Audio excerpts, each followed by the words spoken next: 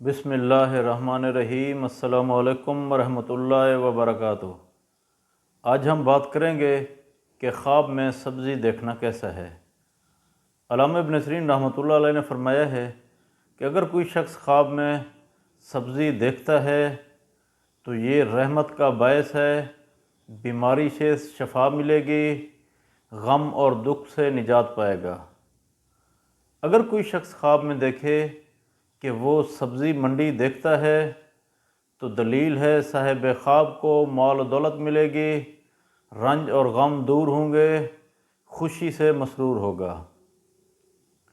اگر کوئی شخص خواب میں دیکھے کہ وہ پکی ہوئی سبزی کھاتا ہے تو دلیل ہے صاحب خواب نعمت اور دولت پائے گا، عزت ملے گی۔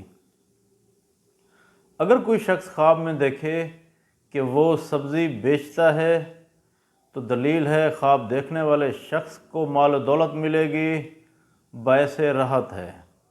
اگر کوئی شخص خواب میں دیکھے کہ وہ بے مزہ سبزی دیکھتا ہے، اگر صاحب خواب بے مزہ اور خراب سبزیاں دیکھتا ہے تو وہ نقصان اٹھائے گا، ایسے شخص کو صدقہ دینا چاہیے۔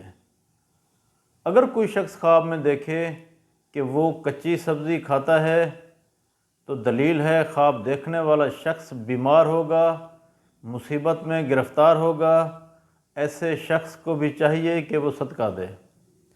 اللہ تبارک و تعالیٰ سے دعا ہے کہ اللہ تبارک و تعالیٰ ہمارے خوابوں کو ہمارے لیے باعث رحمت اور باعث برکت بنائے۔ السلام علیکم ورحمۃ اللہ وبرکاتہ۔